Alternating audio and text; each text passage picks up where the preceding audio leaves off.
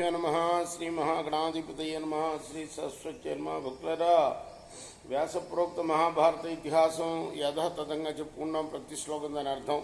ఇందులో భాగంగా నిన్నటి వరకు మనం ఆది సభారణ్య విరాట ఉద్యోగ భీష్మ ద్రోణ కర్ణ శల్య సౌప్తిక స్త్రీ పర్వాలనే 11 పర్వాలు చెప్పుకున్నాం. 12వదైన శాంతి పర్వంలో కూడా 139 అధ్యాయాలు చెప్పుకున్నాం. ఈ రోజున 140వ అధ్యాయాన్ని ప్రారంభం చేద్దాం. ప్రారంభించే ముందు వ్యాస భగవాను ప్రార్థన చేసుకుందాం. వ్యాసాయ విష్ణురూపాయ వ్యాసరూపాయ విష్ణవే నమో వై బ్రహ్మనిధయే వాసిష్ఠాయ నమో నమః. నారాయణం నమస్కృత్య నరం చైవ నరోత్తమం దేవీం సరస్వతిం వ్యాసం తతో జయముదీరయేత్. సదా నింబవృక్షస్య మూలాధివాసా సుధాశ్రావిణం తిక్తమప్యప్రియంతం తరుం కల్పవృక్షాదికం సాధయంతం నమామీశ్వరం సద్గురుం సాయినాథ్. సమర్థద్గురు సాయినాథ్ మహారాజ్ కీ జయ. యుధిష్ఠిర ఉవాచ యుగక్షయాత్ పరిక్షీణే ధర్మే లోకే చ భారత దస్యుభి పీడ్యమానే చ కథం స్థేయం పితామహ. మళ్ళీ ఒక ప్రశ్న అడుగుతున్నాడు ధర్మరాజు పితామహుణ్ణి, భీష్ముల వారిని. పితామహ, కృతత్రేత ద్వాపర యుగాలు ముగియబోతున్నాయి. లోకంలో ధర్మం నశిస్తుంది, దొంగలు కూడా బాధిస్తున్నారు. ఈ స్థితిలో ఎలా జీవించాలి?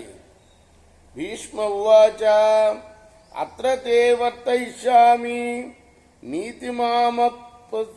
నీతిమాపత్సు భారత ఉత్సృజ్యాపి గృహాంకాలే యథా వర్తేత భూమిప.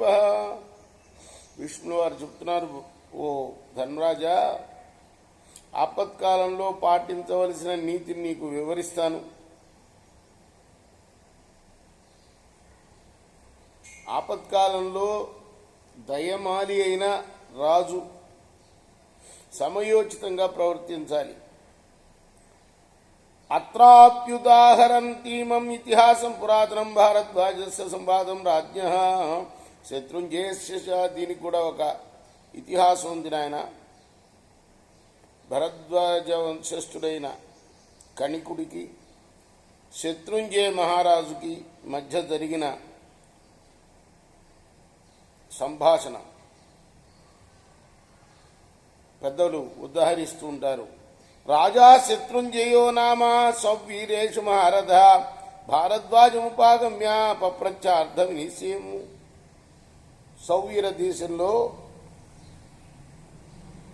శత్రుంజయుడనే రాజు ఉండేవాడు. ఆయన మహారథుడు. ఆయన ఈ కణికుడి దగ్గరికి వచ్చి కర్తవ్య నిర్ణయాన్ని గురించి ఇలా ప్రశ్నించాడు. అలబ్ధస్య కథం లిప్సా లబ్ధం కేన వివర్ధతే వర్ధితం పాలితే కేనా పాలితం ప్రణయేత్ కథం. లేని దాన్ని ఎలా పొందాలి, పొందింది ఎలా వృద్ధి చెందుతుంది, వర్ధిల్లిన దాన్ని కాపాడటం ఎలా, రక్షించిన దాన్ని ఎలా వినియోగించాలి. లేని దాన్ని పొందడమే యోగం, యోగక్షేమాలు అంటారు. దాన్ని కాపాడుకుంటమే అది క్షేమం, యోగక్షేమాలంటారు. ప్రశ్న, ఈయన కణికుడు దగ్గరికి వెళ్ళి శత్రుంజయుడనే రాజు ప్రశ్నించింది, రక్షించిన దాన్ని కూడా ఎలా వినియోగించాలి. తస్మై వినిశ్చితార్థాయ పరిపృష్టోర్థ నిశ్చయం వాచ బ్రాహ్మణో వాక్యం ఇదం హేతుమదుత్తమం. ఆ శత్రుంజయుడు బాగా శాస్త్ర విజ్ఞానం కలవాడు. అయినా కూడా ఈ కణికుణ్ణి ప్రశ్నించాడు ఈ విషయం. అప్పుడు ఆ బ్రాహ్మణుడు ఇలా చెప్పాడు. నిత్యముజ్యత దండ స్యాత్ నిత్యం వివృత పౌరుష అచ్ఛిద్రశ్చిద్రదర్శీ చ పరేషాం వివరానుగ. రాజు ఎప్పుడు కూడా శిక్షించడానికి సిద్ధపడి ఉండాలి.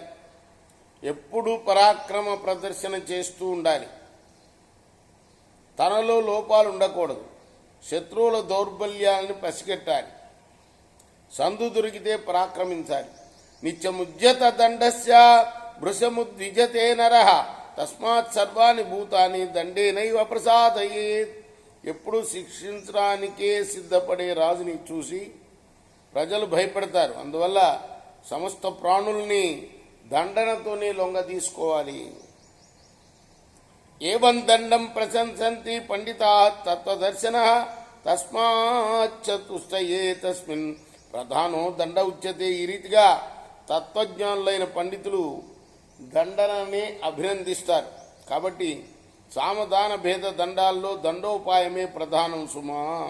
చిన్న మూలే త్వధిష్టానే సర్వేషం జీవనం గతం కథం ఏ శాఖా అస్తిష్టేయ. చిన్న మూలే వనస్పతో మూలాధారం నశించిపోతే దాన్ని ఆశ్రయించిన అందరి జీవనం కూడా నశించినట్లే. చెట్టు వేరుని నరికివేస్తే కొమ్మలు ఎలా నిలవగలుగుతాయి? మూలమేన వాది దశ్చించా పరిపక్షస్య పండిత తతః సహాయాన్ పక్షంచ మూలమేవా అనుసాధయేత్. కాబట్టి తెలివిగలవాడు ముందుగా మూలాన్నే నరికివేయాలి. ఆ తర్వాత సహాయకులకు పక్షపాతులకు మూలానికి పట్టిన గతినే కలిగించాలి. సుమంత్రితం సువిక్రాంతం సుయుద్ధం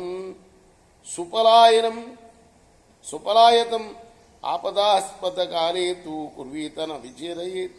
ఆపత్కాలంలో బాగా ఆలోచించాలి, బాగా పరాక్రమించాలి, ధీటుగా యుద్ధం చేయాలి, తెలివిగా పారిపోవాలి ఆపదొస్తే.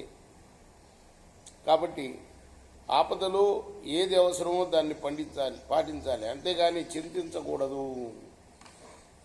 వాంగ్మాత్రేణ వినీత స్యాత్ హృదయేన యథాక్షుర శ్లక్షణ పూర్వాభిభాష కామక్రోధో వివర్జేత్.